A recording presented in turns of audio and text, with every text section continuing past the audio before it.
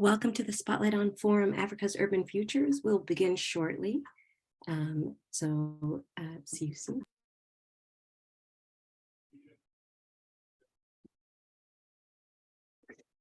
Hi, everybody. I'm Claire Mercer, and I'm delighted to welcome you all to this Spotlight on Forum on Africa's Urban Futures, organised by the International Journal of Urban and Regional Research with support from the Department of Geography and Environment at LSE. IJA has started much needed conversations about how the journal can better respond to the world of urban research, and I mean that literally rather than figuratively. And the journal is particularly keen to encourage more submissions from scholars based in Africa, a region that has been underrepresented in the journal, yet one of the fastest urbanising regions in the world today. Indeed, many would argue that thinking about Africa's urban future is not simply a regional question, important though that is, but one that is crucial to understanding the urban future of humanity in the sense that thinking from the South can inform global debates. As part of this process, the journal commissioned the most recent Spotlight On to focus on the theme of Africa's urban futures, and it's featuring 6 new essays from authors writing from and about cities across the continent, and I'm delighted that we have 5 of those authors with us today. The essays bring new perspectives to the analysis of foundational issues for the International Journal of Urban and Regional Research: the urban state, urban politics, urban planning, land dynamics and housing. They all feature in these short commentaries on the contemporary dynamics shaping Africa's cities and urban regions. But they also showcase the exciting new directions that urban research is taking on the continent, examining, for example, incremental environmentalism, the politics of urban aesthetics, the lived experience of the entrepreneurial city, the possibilities and challenges of digital infrastructures, and the nature of the urban state and peri-urban land markets.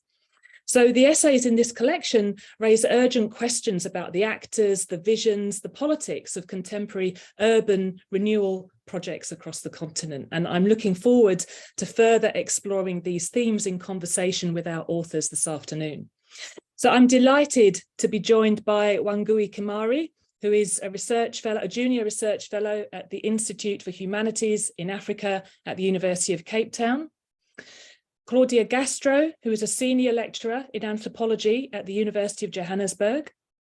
Prince Guma, who is postdoctoral research associate at the Urban Institute, University of Sheffield. Divine Asafo, who is lecturer in human geography at the University of Hull. And Dr. Liza Cirolia, who is a senior researcher at the African Centre for Cities. And there is an additional essay included in the collection by Grace Adeniyi-Ogunyankin, who is the Canada Research Chair in Youth and African Urban Futures. So I would like to hand over to our panelists. They're each going to say something for about 4 minutes in relation to their contribution to the Spotlight On, and then I will ask some questions of our panelists, and then there will be an opportunity for you in the audience to ask questions towards the end. So I'm delighted to hand over to Wangui Kimari, who is our first presenter this afternoon. Wangui. Thank you, Claire, and thank you, everyone. Thank you, especially Aishna and Claire, for all of the labor you put towards reviewing and just facilitating this Spotlight process. My piece in this Spotlight On issue is called Kalani Green. So the color is green. Ecological Futures in Nairobi Outlaw Style. I just checked the title again, so I think it's the right one. And thank you, Aishna, for sharing it. And in this piece, I reflect on the formal bids to make Nairobi a green city in the sun, or what aspires to be a green city in the sun.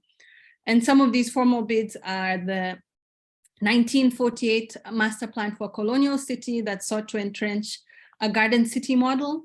And more recently, in the post-colonial period, parks, but parks that are privatized. So to go, for example, to Karura Forest in Kenya, you have to pay $1 like that. So I'm reflecting on these formal bids to show that despite these elite-centered bids, and probably because of these elite-centered bids, there are many grounded and what I call outlaw modes to green the city that are democratizing this greenness, or trying to sometimes not explicitly politically, but trying to put green in the city through more grounded, people-centered ways.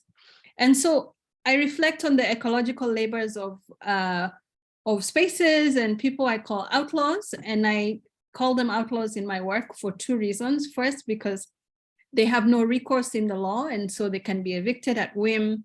The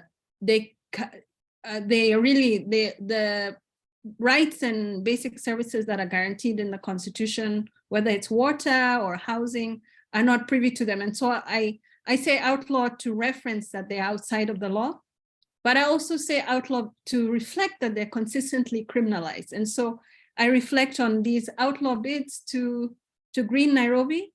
And I use three main examples. So first is the ecological justice work, and that's what it's referred to in communities such as Mathare, peri-urban settlement, where I've hopefully been trying to do relevant and intentional research for the last 14 years.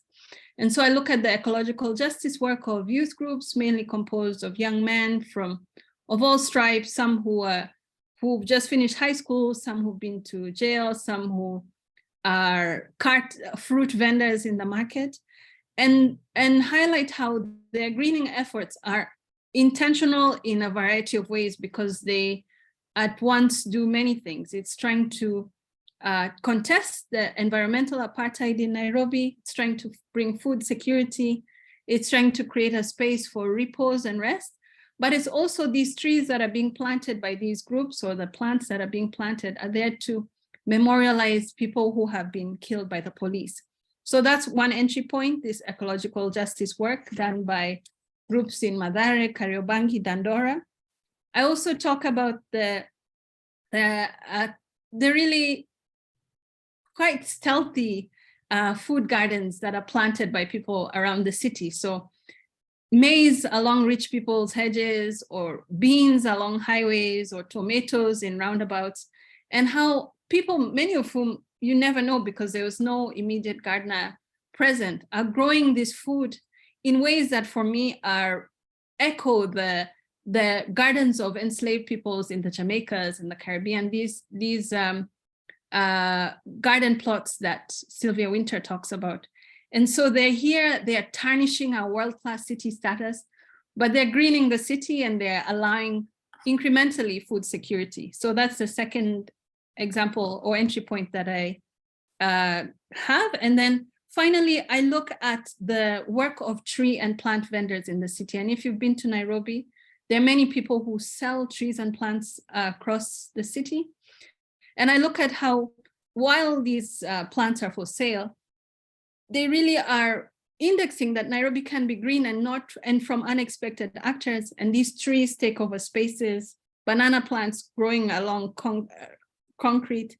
So all of that. And so in conclusion, through these three entry points, I want to demonstrate the ecological futures that are being stamped and entrenched by these unlikely of actors, and that it may just be these outlaw actors who make Nairobi green. Thank you. And over to Claudia. Thanks.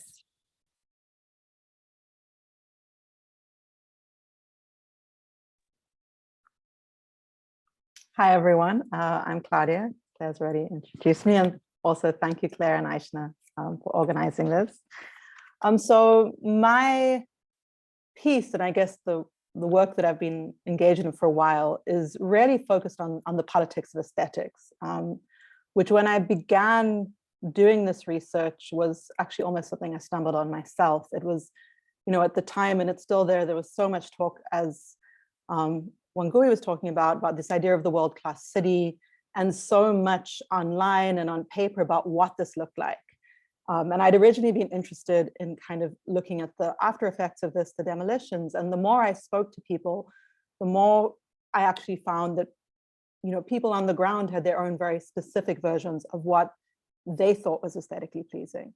And I felt this was really important because so much of the work that was out there at the time, and I think still out there, kind of implies that these world city aesthetics and what they symbolize are automatically attractive to people, that aesthetics is kind of this hegemonic discourse, people become involved in it. So, you know, some people kind of take it so far as to imply that people don't really mind their homes being knocked down if they think these world city dynamics are going to replace them.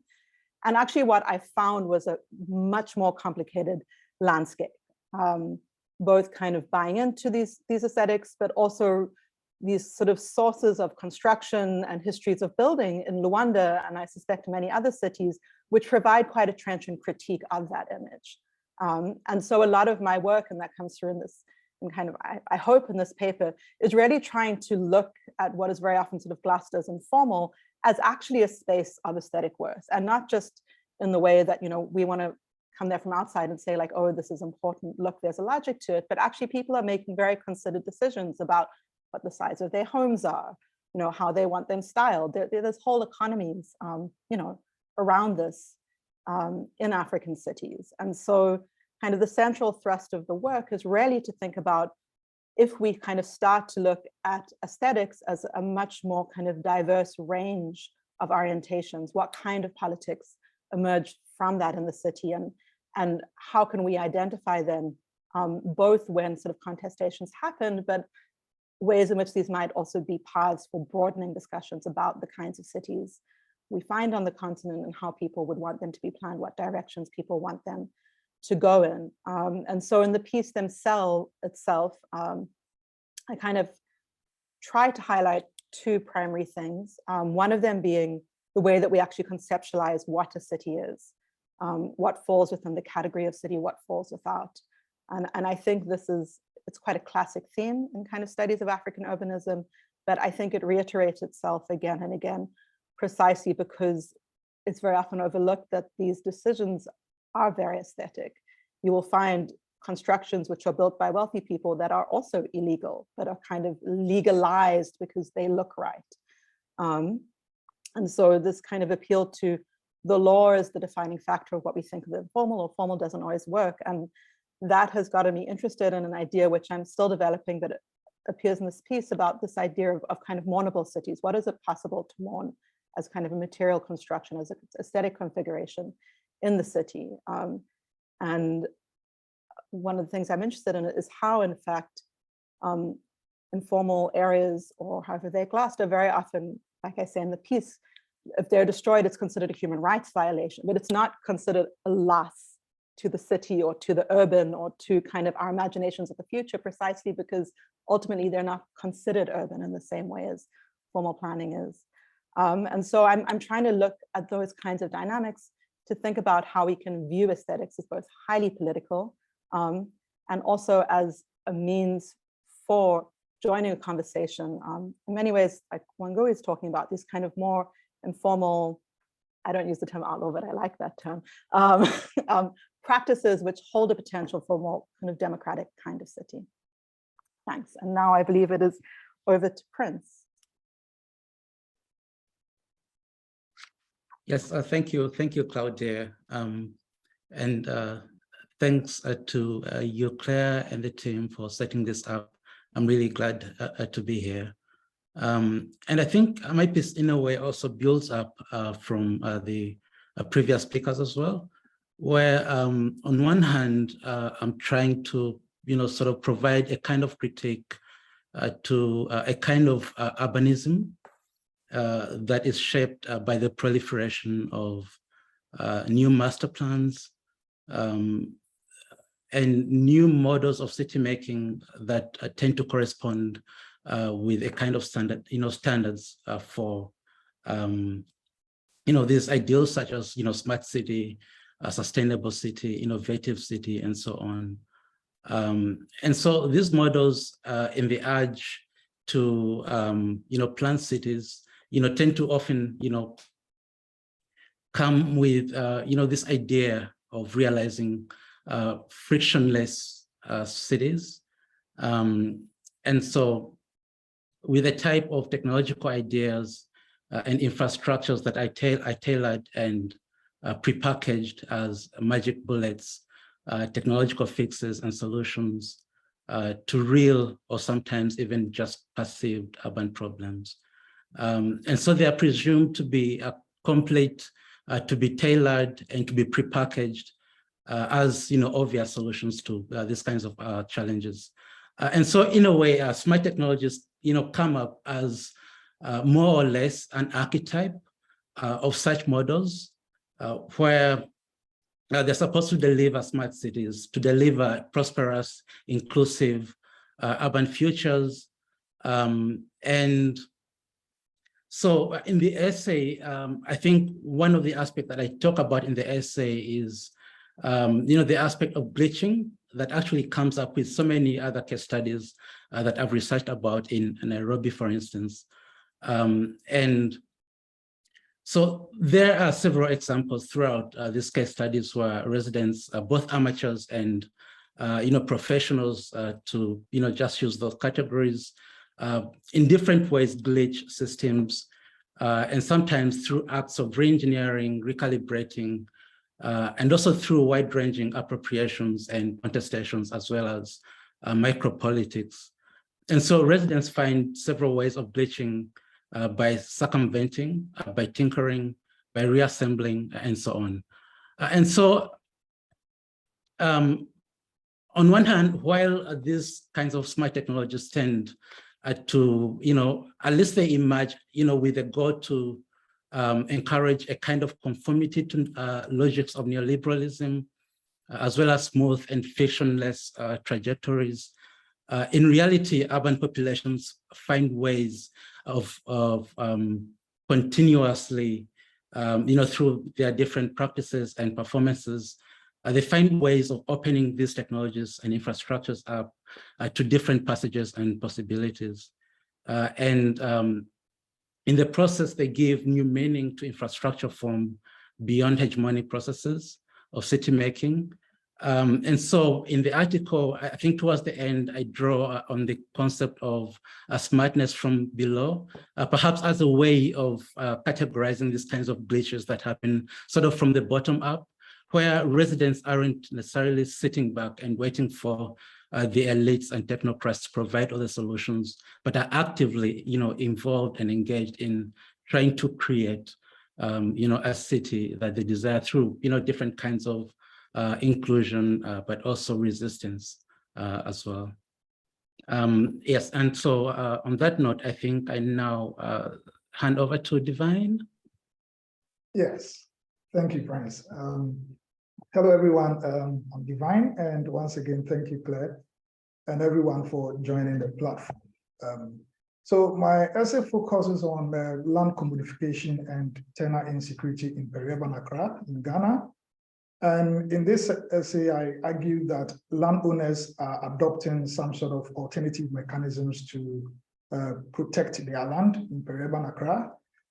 Because in conflict situations, formal titles, although they are considered as necessary, are insufficient tools for securing land. And before I zoom into the focus of the essay, I would like to just provide some quick context surrounding new developments occurring in the peri-urban land market in Accra. So similar to the case of many African cities, Accra and its peri-urban areas are kind of undergoing very large-scale land commodification, which has been captured on policy documents and then also as well as literature. But while land commodification in itself is not a new phenomenon in Ghana, and in Accra, it is its overwhelming growth in peri-urban Accra, coupled with complex ownership and indeterminate land boundaries, is raising concerns about access to land and issues of tenant insecurity.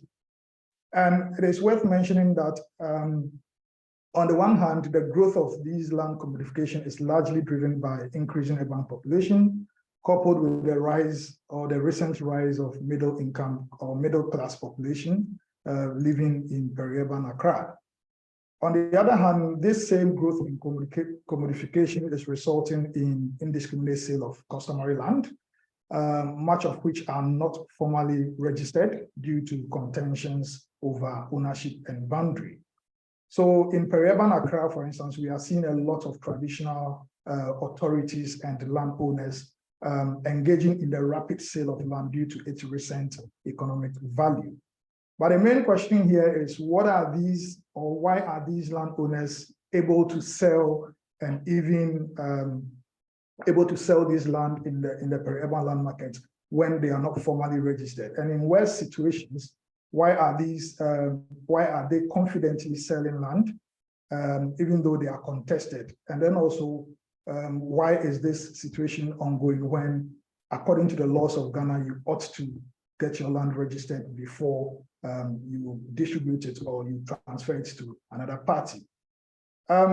While these are complex questions to answer, these scenarios kind of draw attention to the persistent inefficiencies within the formal land tenure system, with the broad issues of land administration challenges and its unguided land acquisition processes. So in fact, despite a lot of land reforms over the years, right from the post-colonial era till date, we still have issues of bureaucratic challenges and corruption impeding the gains of formal land tenure system. So these are some of the underlying issues that is informing people to act. But the question then is, how are people using alternative approaches to protect land?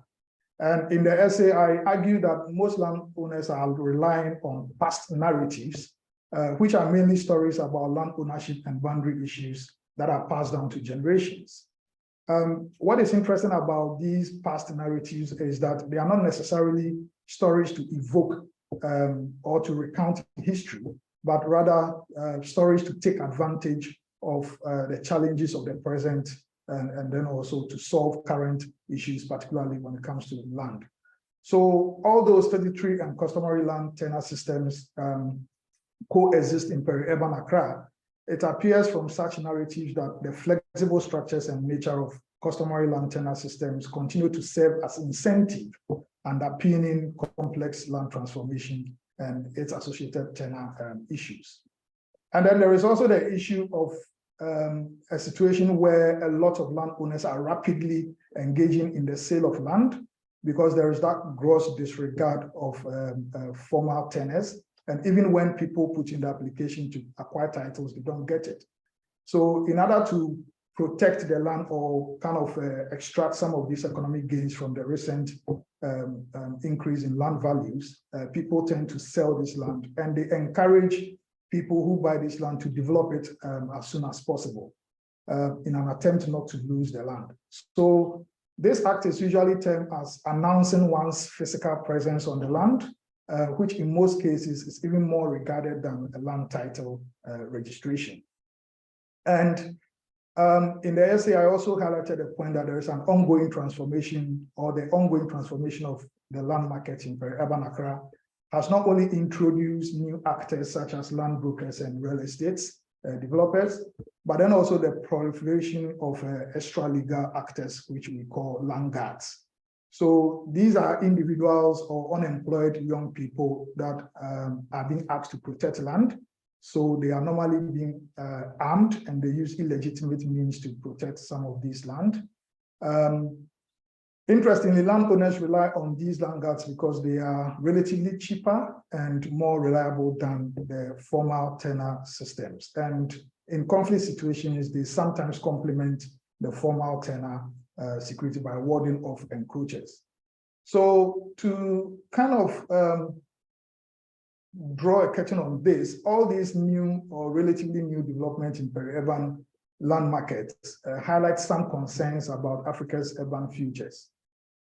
For instance, although these alternative mechanisms are heavily relied on for tenure security, they are largely unsustainable in the long run because every land needs to be registered in Ghana. So the issue then is, while peri-urban areas have become new centers of urban development, the complexities surrounding land ownership, land tenure, issues of security, and the role of extra-legal actors sort of pose a serious threat to the agenda of building sustainable and resilient cities in Africa. And in the sense that the growing disdain for formal titles in the long run is seen this sort of haphazard development on peri-urban land, and worst of all, threats of future demolition due to the absence of titles and security. So my essay just kind of highlights what is really happening within the peri-urban land markets. And then I think I will stop here and then we can discuss that we can discuss more during questions. So I'll hand over to Lisa. Thanks, Divine. Fantastic. Thank you so much. And yeah, again, thank you to Claire and Aishna. Thank you for also forcing me to join Twitter, which has given me a whole new world of how unhappy British academics are with their jobs. So I've gotten to see so much and to feel much better about being based here in Cape Town. So my piece I call Centering the Urban State, and I speak about a very particular line of reasoning of how I enter this conversation in the piece, but there's actually sort of three simultaneous conversations that I'm a part of that got me into writing this kind of what I would consider to be a playful piece of work. And the first one is, as I write about in the piece, this kind of urban governance turn towards this diversification of actors and its plethora of complexity and relationality, and how incredibly useful this has been in terms of decentering our conversations and focus on urban government. But in that process, we have in some ways left this debate about what is and what makes the urban state and the rescaling of the state at the urban scale. And so wanting to really refocus on that, and speaking with Prince, like I work mostly with bureaucrats and technocrats. So this is for me really interesting as a political and intellectual project. The second two pieces that I think are really important is that there is this body of work emerging out of the global north around urban and city statecraft, which is mostly about the financialization of local government. And really that's not exactly what's happening on the continent. And we need to make sense of how urban statecraft is not just a structural process of hollowing out of state responsibilities. And so I wanted to sort of speak back to that conversation. And then the last piece is that there's this kind of, from a sort of, I would call it a more practical perspective, but it's still a very political perspective, is that there's this huge focus on capacitating city governments and mayors. There's all these leadership programs, absolutely sort of obsessed with this idea that we're going to improve how local government functions. But when you actually look at the budgets of local government in most African countries, we're looking at 90%, 95% operating expenditure on personnel, maybe a few small projects here and there, a pothole and some renovations to a municipal building for capital. So even if you radically improve the way, the capacity of this local government, their ability to radically intervene in the urban form and make really complex trade-offs would be very low. And so these kinds of questions brought me to this question and this concern with how we conceptualize the urban state and the crafting of the urban state in the African context. And of course, it's different across lots of different places. But what I wanted to highlight in this piece is that I have tried to show the way in which, if we decenter the idea that the urban state is the local government, and we start to imagine that the urban state is crafted and given effect through the substance of its relationships, which key relationships must we look at, and what do we need to understand about these relationships to start to illuminate the making and unmaking, the power and the powerlessness of this kind of urban scale of governmentness. And I highlight three places, but I would like to very clearly say that I do not believe they are the only three places.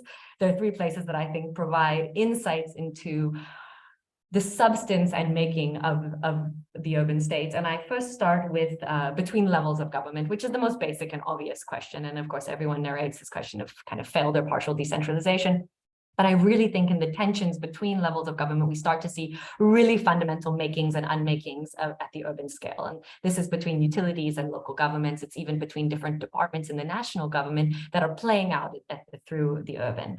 And the second one I look at is sort of urban service providers, both within the state and outside the state. And here, I think a lot about the relationship between, for example, water vendors and large water utilities, and how the making of the state comes into effect through these dynamics and interoperations between these kind of technical arms of the state and those that are delivering on the mandate of local or regional governments.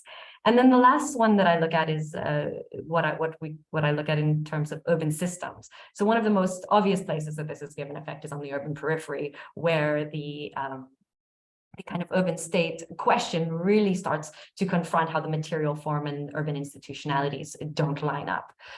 So in this process, I open it up really to others to say where and how has the urban state given effect at different scales and in different sites of the city, and hope that it opens generative debates. The last thing I would like to say is I've not been developing this conversation alone, and that other colleagues at the African Center for Cities and beyond, Jesse Harbour, Sylvia Cruz, Andrea Polio, have been central to this thinking. And so I also want to give them props and the sort of supportive conversation. Thank you. Wonderful. Thank you so much, everyone, for giving us these fascinating insights and reflections on your essays. We now have time for Q&A amongst ourselves and with our audience. And we have opportunity for the speakers to react to each other's presentations. So I'll ask a question to start us off, and we're able to put our questions in the Q&A. So, reading all of your essays next to each other, I'm kind of struck by what you see as where change is happening, or where the possibility for change might be happening. And I don't want to ask that from a kind of hopeful place of, or, you know, where do we see change, because we need to see change. But I am interested, based on your research and your experience, where do you see change happening, and what does that mean in the context that you're writing about? So, for example, Wangui, I was fascinated to read about the ecological outlaws who are greening the outlaw spaces in Nairobi. So could you tell us more about who these people are? How do they manage to hold on to these spaces that you so evocatively describe that they're greening? Is their occupation temporary or arbitrary? How do they manage to stay? Who are these people, and how do they hold on to space in the city? Thank you, Claire. You know, I was in responding briefly to your first question, I think where there's pressure for change and where there's potential to change sometimes doesn't always align. And there's always pressure in Nairobi. There's pressure for land tenure because 70% of the city live on 6% of the land only. There's pressure for water provision. There's demand that the police stop being militarizing spaces. So there's always pressure, but it doesn't, I'm hoping, and not to be, I'm just hoping that the organizing that people do to push these pressures leads to potential. I'm not always so confident, but I do believe that just really by asserting the pressure, hopefully they will lead to some change. But one thing I can say that we see more and more in Nairobi is that public space there's more public space, and people are using the street for drawing, for skateboarding, for marches, for dances. And so I think that's in my many decades in Nairobi, I think I can see space being used in a more public way, and that's inspiring. And in terms of who these outlaws are, I mean, they're everyone. They're a mother who, even in the archives, you can see how the colonial government was angry at these African women growing food everywhere. So it's just a mom who wants to grow food. It's a young person who demands that a tree should not be a class barrier. It's a vendor who was unemployed and has, you know, skills to grow plants. And so really it's everyone, and it's not, that's the democratic aspect of it, is that anyone can be this green, this vector for greening the city. Yeah, thank you. Thanks very much, Wangui. Claudia, if I could come to you and your argument about the need for democratic aesthetics, in which the aesthetic demands of the urban majority is recognized as a way of building a more inclusive city, is very persuasive. And in your research in Luanda, have you seen attempts to start these discussions about thinking about aesthetics otherwise? Thanks so much for the question. Yes, but they're very difficult discussions. I think, you know, kind of echoing Wangui, I feel there's always such a disjunction between the pressures, attempts to change things, and institutionalization of those changes. You know, I've had lots of conversations with planners or architects, and they're aware of many of these dynamics, but then it becomes a matter of, well, you know, the client says X, and actually the client is usually the state. And so there's, you know, there's a real tension there. I think what I find very inspiring actually is architecture classes I've sat in Angola. And what you see is really like young people who, and it's usually the minority, I must say, but I sat in this amazing like end of course presentation in Luanda in July, where there was one student who'd chosen to focus on restoration rather than kind of reconfiguring a whole area. And I think it's those kinds of conversations where somebody who is potentially moving into an institution who has access, has the ability to move it forward, because I think that's always the challenge, like, is that you have people kind of know what they want, and you see this because of the way that people alter government housing. You know, people not stop, they'll push those roofs up and they'll extend the walls out and they'll do what they want.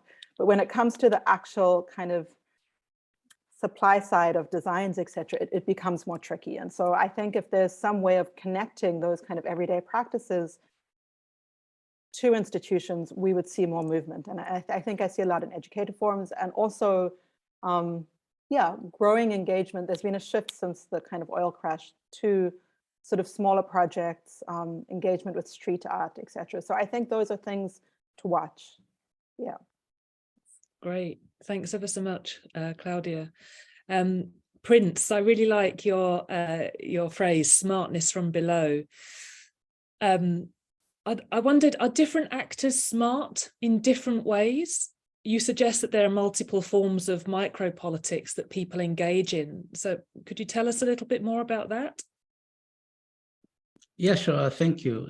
And yeah, so just like I mentioned a bit earlier, this was also one of my ways of trying to understand this, you know, aspect of glitching that, you know, was really very common in many encounters in different settlements in Nairobi. And so trying to understand these kinds of glitches, there's a way in which these glitches actually become markers of alignment, you know, in terms of, you know, how people sort of deploy some of these technologies in their households, in, you know, their everyday lives. And so they're more or less a form of practice, of resistance, but also of potential. Sort of, it's like a creative strategy of innovation that is happening in real time. And so the concept of smartness from below, I think for me, was as a way of trying to understand, you know, what was happening in these settlements, as something that wasn't necessarily, you know, a form of, you know, like a kind of malicious acts or, you know, unlawful activities, but rather, you know, certain claims of, you know, as certain claims of social justice, where local actors actually, you know, tend to pursue alternative forms of inclusion, of participation, of engagement, and in so doing, you know, in real time and through that process, trying to negotiate infrastructure or technology in real time. And so what's really interesting about the concept is that you know, it really opens one up to different kinds of other possibilities that, you know, plans, infrastructure plans and technologies could take. And you know, there's a way in which it brings to bear certain kinds of, you know, aspects that often tend to be hidden or insulated. And so all these are brought up, you know, open into the, you know, into the open, within the open spaces, you know, in the streets, in the households. This can be seen in how residents try, you know, work with these technologies as a way of, you know, making, you know, certain kinds of claims. And in a way, I think for me, it also speaks to a kind of proactiveness of the urban populations in mega cities, where they speak more to, you know, certain kinds of inclusion, participation, as well as engagement. what is really very interesting for me is that, residents at the end of the day are not really just sitting back and just waiting for solutions to come from elsewhere, but they're always, constantly active in trying to, make a reality that, they actually are able to take part in. And in the end, I think it also makes me think, about, the role, of what kinds of plans are actually, able to realize a kind of futures that we all, would envision, that are inclusive and so on. And so when you think about African cities, I think one has to really think beyond a kind of master plans or development plans, model plans as, the thing that actually brings, sustainable futures. And I think it really encourages us to, think beyond these kinds of plans and to think more in terms of what kinds of multidimensionality of urban formations that are possible, but also the diversity and trajectories that often tend to be really diverse. And I think it's perhaps one of the ways that we could perhaps really open up to new formations that are based on what is actually happening on the ground in many cities. Yeah, thanks very much, Prince. Divine, if I could ask you a question. I really enjoyed your essay about people seeking alternatives to formal land tenure in peri-urban Accra. And if you look at the wider literature on land in African cities, some have argued that the effect of the absence of formal land tenure is to keep land in motion. It's always open to reappropriation and redistribution. So I wanted to ask, do you think this is what is happening in Accra? Or is something else going on here? Maybe the elite or other social groups are the ones who are able to exert authority over land? Yeah, thank you so much, Claire. I think that the answer to this question is not straightforward, as because of the multiple institutional structures and complex systems informing the transfer of land in peri-urban Accra. So we have this customary land tenure system that is solely responsible for the sale or transfer of land, while the formal system kind of provides the title, the legal title to land. So yes, on the one hand, the flexible and informal structures of the customary tenure in Accra kind of facilitates the redistribution of land. So in recent times, we are having a lot of people who are able to buy land because it's easier. The land sale outlets are really easy. You could just either walk to someone's house and then ask them if they have land to sell, and you are able to purchase. But on the other hand, these lands are mostly characterized by threats of conflict and conditions of landguardism, as I mentioned earlier on. So although people are having the access to land, the fact that they are not able to register it or obtain a formal title to the land kind of expose them to the threats of encroachment, or sometimes even taking it from them by wealthy people. So the consequence of this is the emergence of wealthy people and political elites who take advantage of this development in the peri-urban area by acquiring large parcels of land. And because of their social networks and their connections, they are able to quickly register some of these parcels of land and then keep it for future use or even to resell. So on the other hand, there is that kind of accumulation of land. And I'll just say that in the long run, this whole idea of redistribution and reappropriation becomes the subject for the wealthy class and then also the political elite, who kind of are really well networked and they have the economic capacity to kind of transform their land parcels. So, yeah. Thanks, Divine. Thanks. That's really interesting. I think we have time just for one last question for Liza.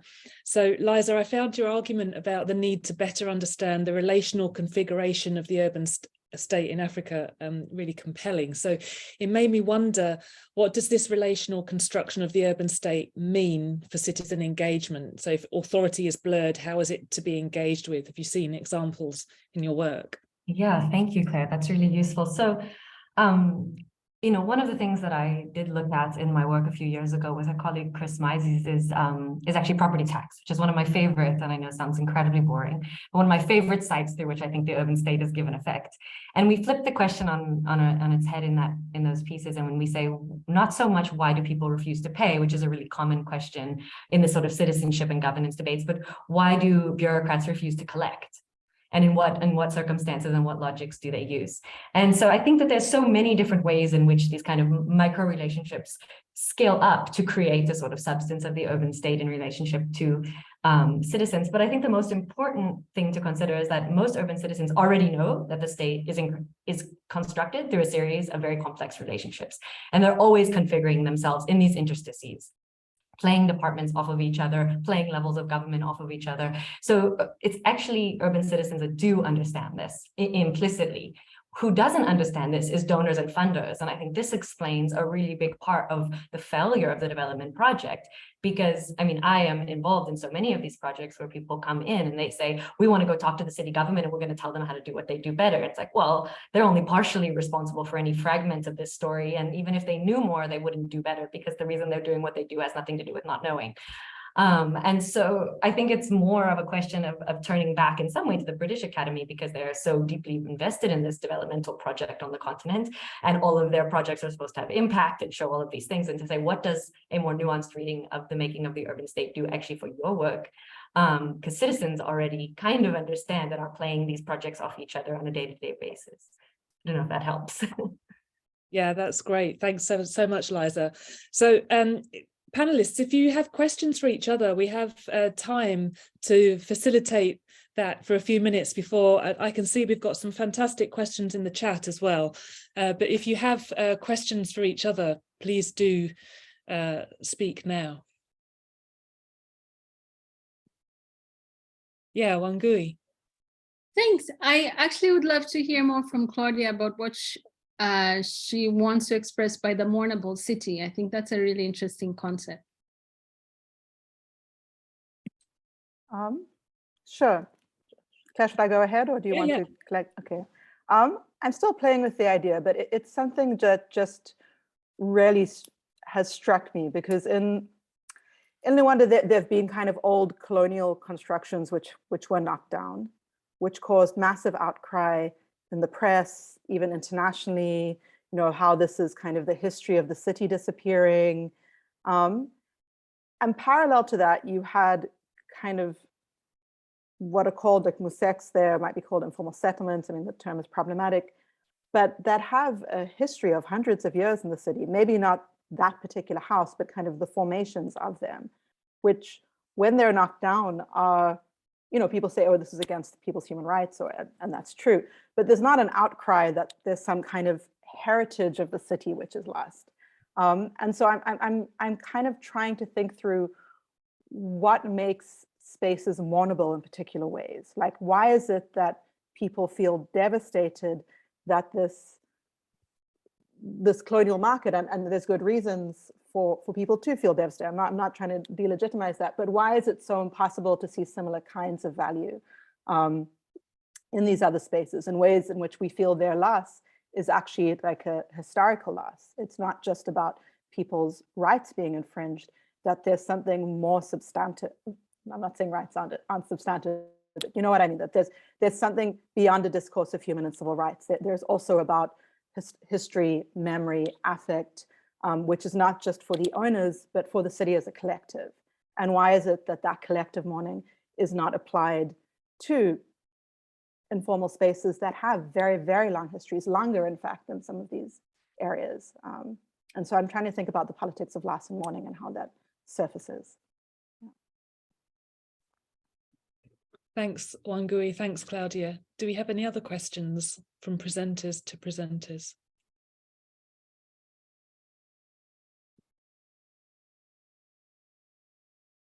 Okay, in that case, then I'm going to move to the Q&A that have been posted And I can see Victoria Koye has posted a great question in which she says, I haven't had a chance to read all the essays, but in my reading of Wangui Prince, Divine and Grace's work, in the IJA essays and their wider work, I'm particularly interested and inspired by the attention to and care for the knowledge traditions that shape your thinking. I wanted to ask if any of you could speak to this, about your own politics of knowledge that shapes whom you choose to think with, the grammars you use to listen or see or feel or write or speak with, and what it makes possible for your collaborative knowledge sharing, particularly with the wider context of global knowledge production and how it shapes or potentially narrows theorizing from African contexts. That's a big question to get us started. Does anybody want to think with that one?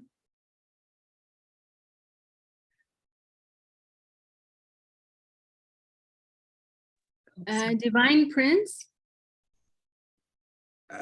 Yeah, I thought I still needed some bit of time to reflect on the question. It's a very heavily loaded question.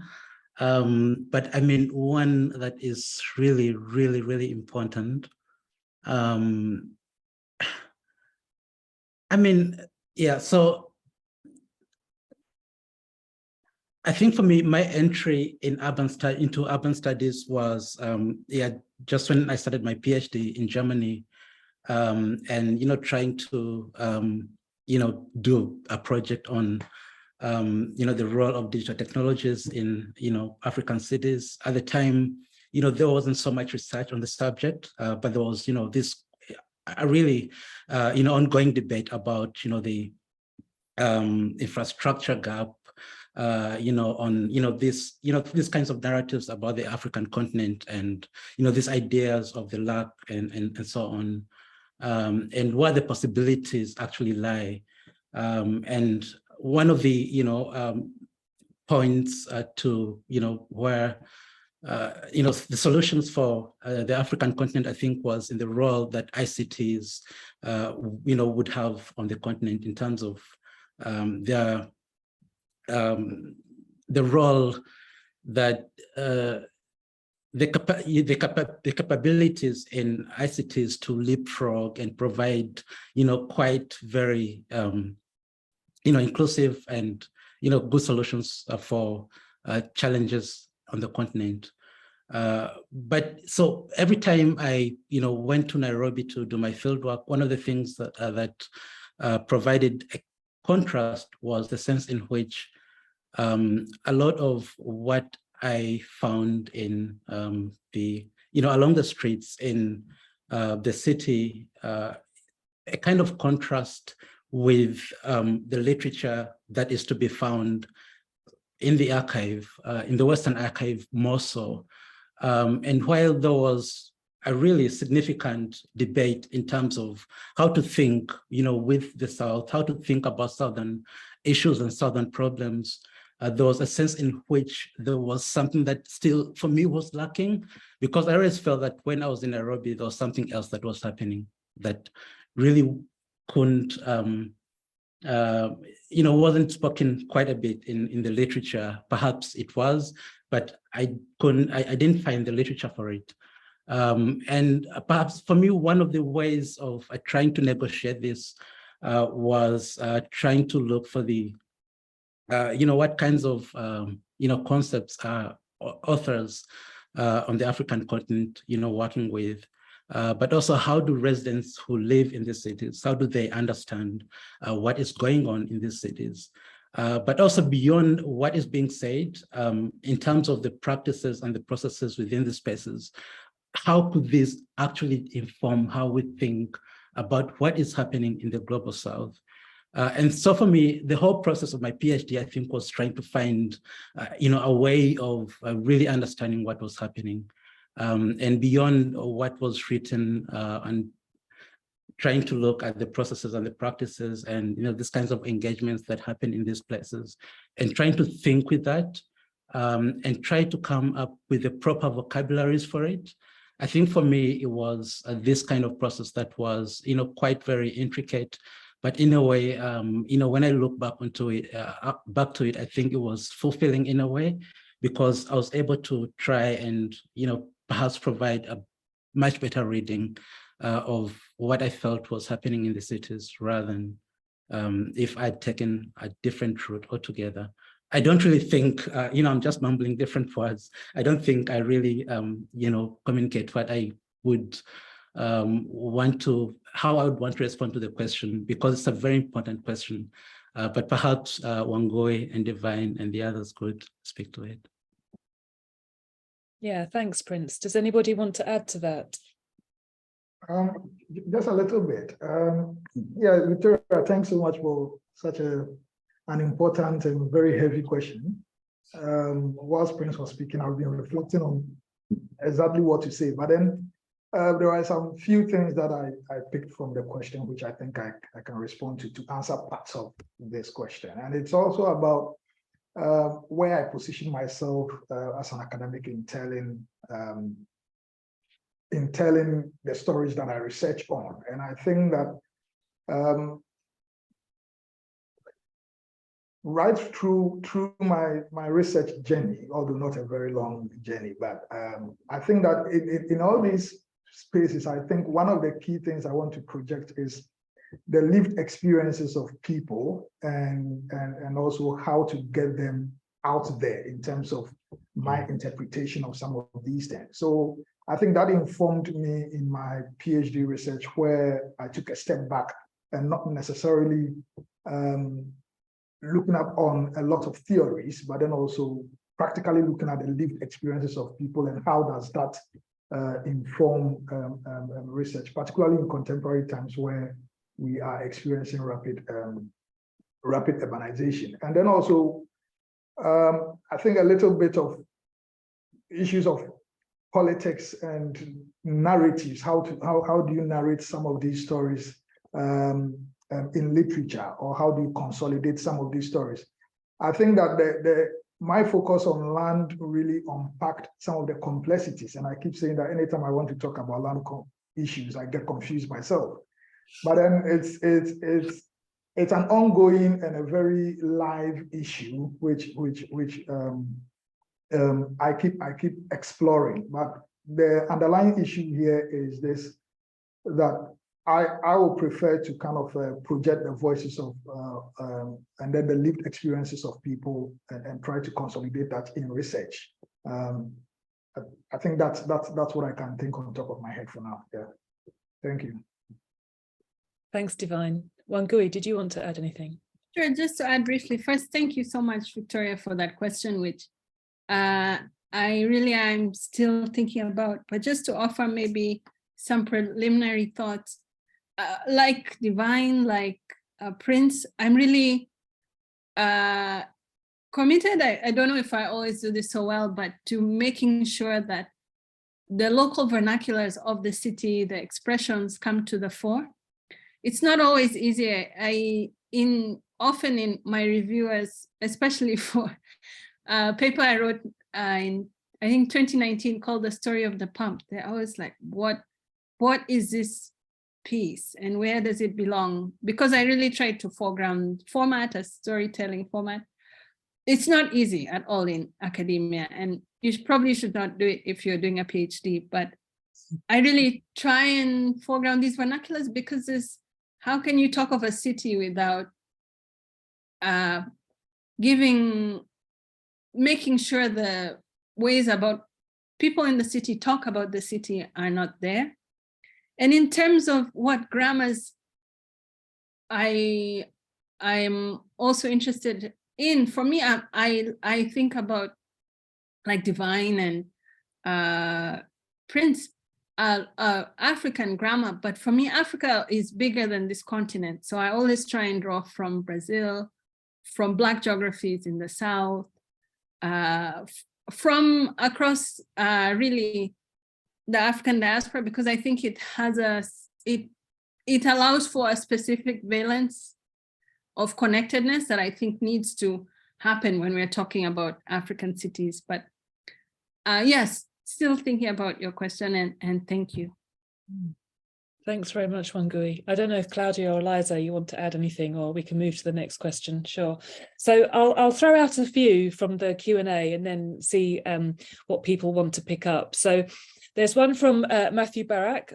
Matthew, sorry if I'm mispronouncing your name, but Matthew says, Achille Mbembe's influential phrase characterizing Africa as the laboratory of the future has been taken up by Leslie Loco as the curatorial theme in the forthcoming Architecture Biennale in Venice 2023.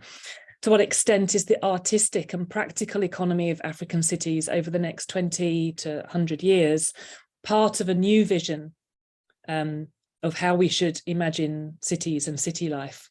Another big question. Simon Bird asks, I'd be interested to know how COVID-19 has impacted these challenges and perhaps shaped or reshaped thinking. And Gatoni Alexis Sebarenzi asks specifically to Liza, you have in your essay talked about propositionality and not just problematization. Propositionality as a potential area for Southern urban scholars. So what do you see as entry points for an African urban propositional research? So does anybody want to pick up any of those? There's more questions in the chat, but let's start with those.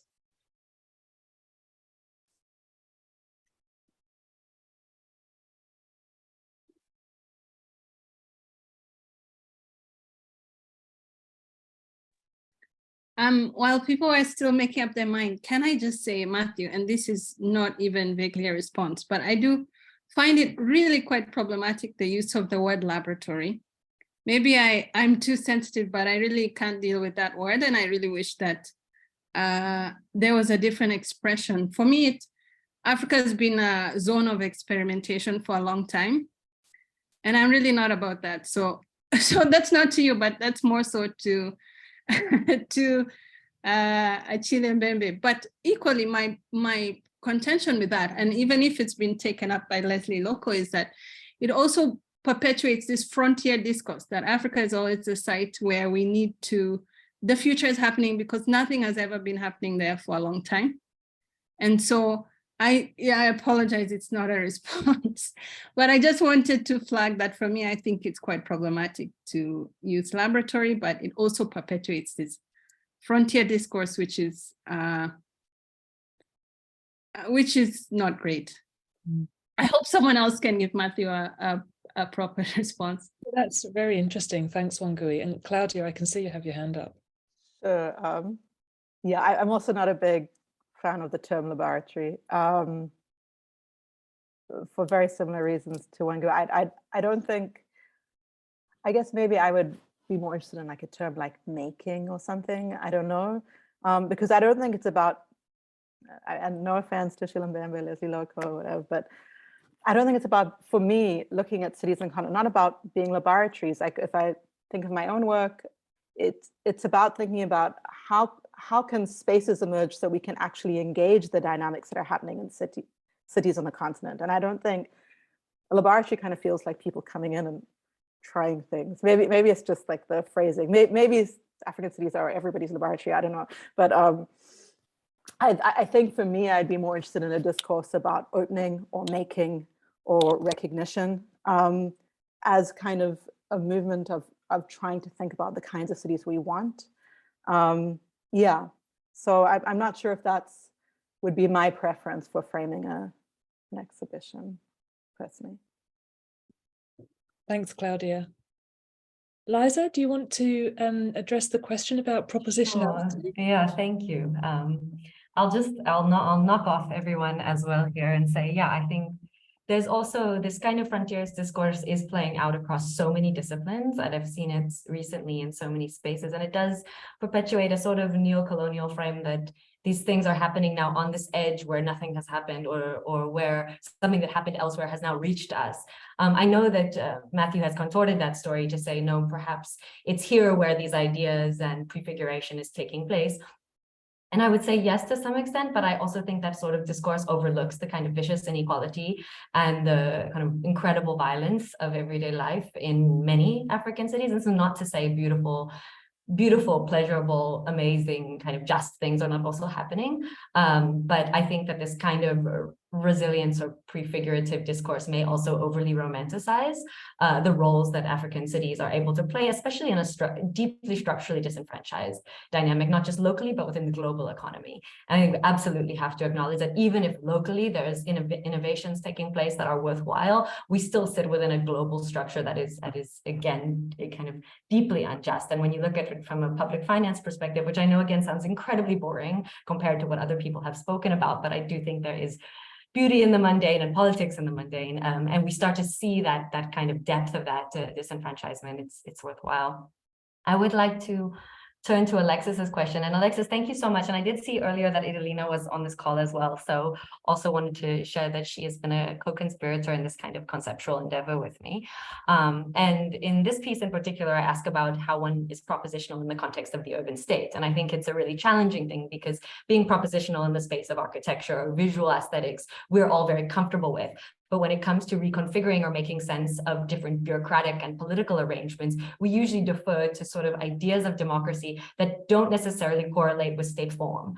And so I ask, what does it mean to kind of be kind of creative, imaginative, and reconfiguring in a context where what it means, what democratic power might look like is ever evolving, and where we can't just import ideas of democracy or decentralization from kind of Northern or Western counterparts.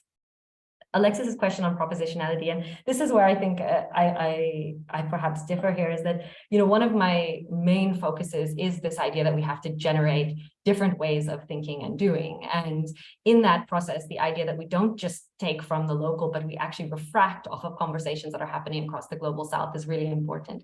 So I find that in our sort of proposition making, we often say, okay, let's turn now to the everyday citizen and ask this person what they want. And that's incredibly useful. And that's one register through which these propositions need to be generated, but they have to be refracted off of multiple sites. And one of those is, of course, the making and unmaking of the urban state, as well as conversations that are happening, let's say, in Brazil, China, other places across the world. So, and also in artist and activist spaces. So when I talk about propositionality, I'm really talking about how one brings together these registers to really imagine what could or should be, and to think creatively about how we then infuse these ideas with different opportunities. Does that help? I hope. That's great. Thanks so much, Liza. Nobody's picked up the question about COVID, so I'm just going to flag that again to remind you. There's a question also from Gatoni Alexis Seberanzi to Prince. You've spoken to the appropriation of repurposing of technology by urban dwellers, but in your work, have you seen any sign of the reverse happening, where as a result of this technological appropriation, the technology producers remake and adapt the technology to better suit the citizen? Yeah, no, I mean, that's a really excellent question. It's a very good question, because at some point during my PhD, it's actually something that I was challenged by. And the challenge here, I think for me, was sort of to go beyond, the tendency to, take a kind of liberal, trajectory, or to draw more into the liberal discourse. So that's one. And the other, being sort of like the tendency to draw more on the kind of like, empathetic assessments of the poor, who, supposedly, approach everyday life through, forms or practices of survival. And it was always important to try and take sort of like a middle ground. So that's one. But the other thing, I think for me, was how in realizing the different kinds of, approaches of glitching and repurposing technologies, the technocrats or service providers, experts, and so on, would try to find ways of, trying to improve their technologies in a way that they actually respond to how the residents responded to them. And one thing that I found really interesting about many of the technologies and infrastructure projects that I researched about in Nairobi is how a lot of the projects were often a constant, making in progress. They were always constantly in progress. And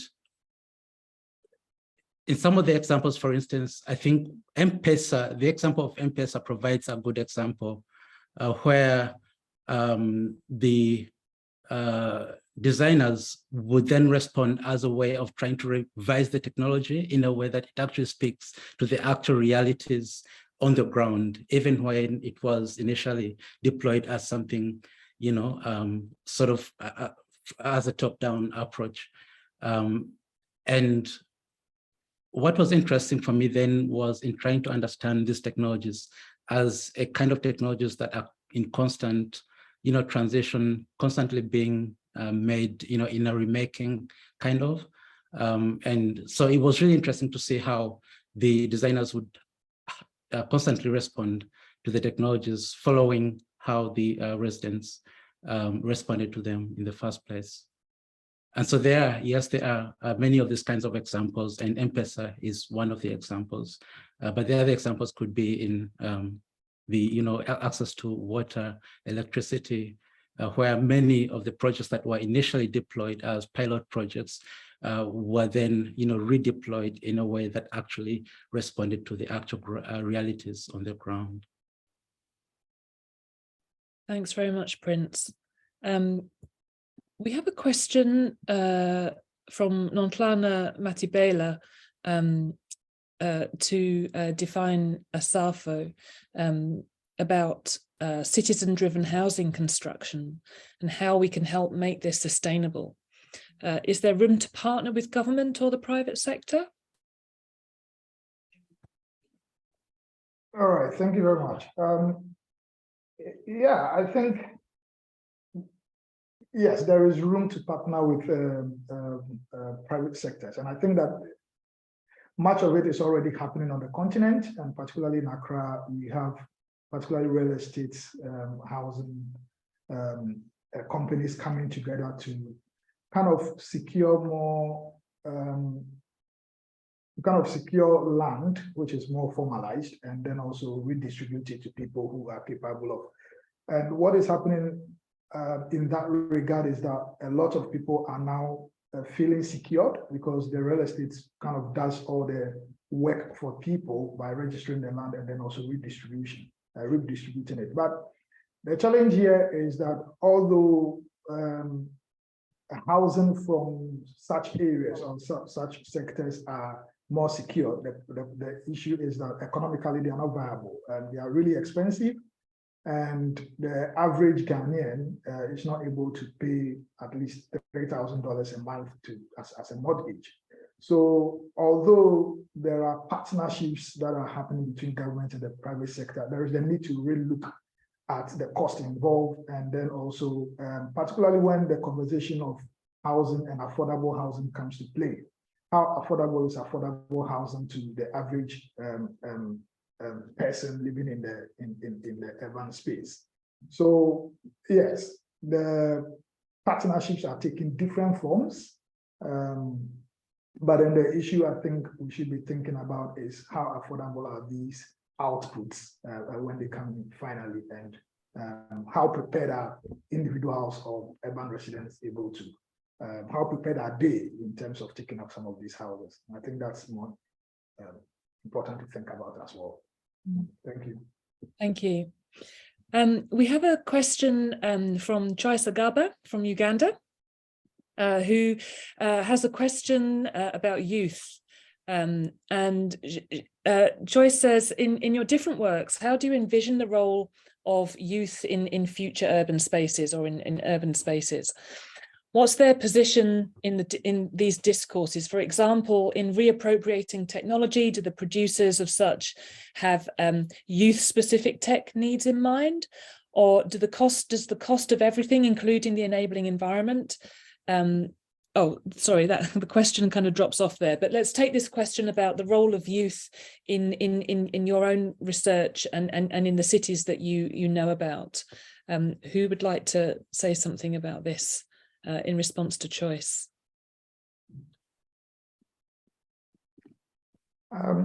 Indeed, I think I would like to go first. There's a lot of literature and ongoing projects on the role of youth and young people in urban development processes in Africa. And quite a few examples that comes to the top of my head is the Youth and Work and Housing Project by Paul Ahmed in Ethiopia and South Africa. And the just ended British Academy project on youth futures and sustainable livelihoods in Ghana, which I was part of. But I think that what most of these projects and existing literature does is to highlight how the youth are navigating this whole idea of urban processes. But what I see from the perspective of the essay that I presented is that I think the youth in peri-urban Accra are not doing much, or they are not being roped in the process of urbanization or peri-urbanization. So what they rather do is to take advantage of the largely informal urban processes and just to survive. So I can make reference to the issue of land guards who kind of take advantage of the cracks within the institutional frameworks or the formal land administration frameworks just to survive. So on the one hand, the youth, I feel like, and then with reference to Accra, I feel like there is a lot that is going, the urbanization process is ongoing, but leaving the youth behind. And that is why I think in recent times we have been talking about youth unemployment. But the interesting bit is that these youth or these young people are not just sitting aloof, they are also taking advantage of the fact that the urbanization process is largely formal, and then also trying to make some sort of survival from that. So yeah, that's the perspective I can share with my, thank you. Thanks, Divine. Does anybody else want to add to that? Claudia? Sure.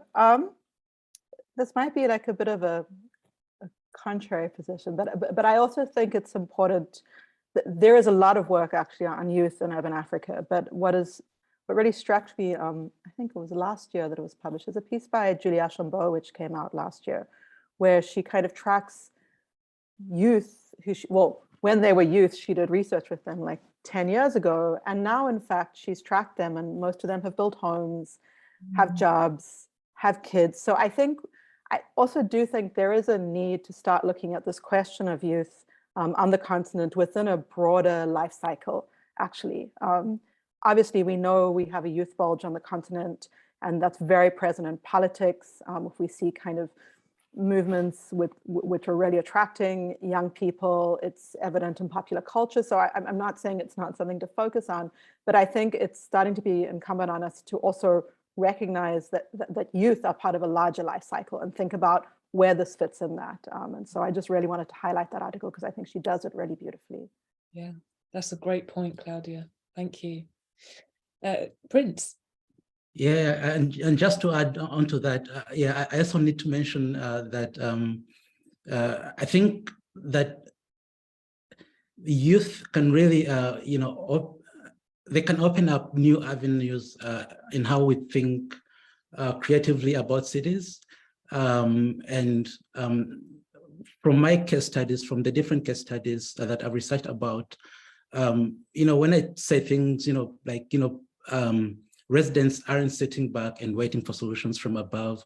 It's mostly, the urban youth who are, sort of like really trying to do certain things to unsettle, dominant frames in, the small ways that they can.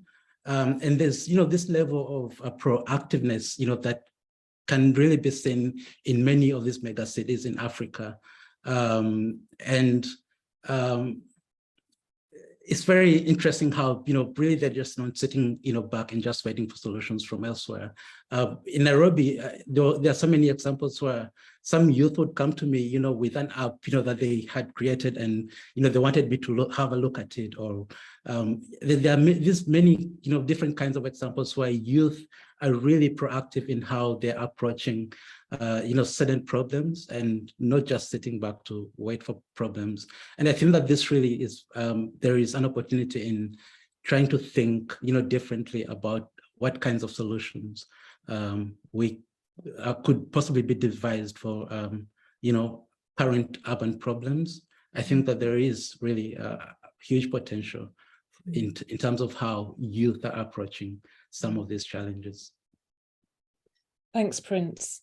And I'm going to abuse my position as chair and also as a geographer to throw you a final question to think about space rather than, we've talked about different kinds of subjectivity in the city and we focused on youth. But one of the things that struck me reading the essays are the kinds of that space emerges as important in the way that you're thinking about the city. So, for example, in Wangui's essay, you explore how urban outlaws inhabit the green urban interstices in central Nairobi, whereas Claudia and Divine are looking more to the city's edges, or at least outside of the historic core, to trace important dynamics shaping the city.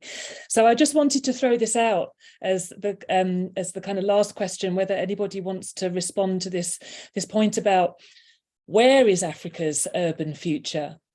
African cities are socially and spatially heterogeneous. Are there particular parts of the city, spaces in the city that you think are important to focus on, to look at the dynamics of those? Yeah. I think I'll say something overlapping my work and Prince's work to some extent. And this is also coming back to my very, very first comment about Twitter.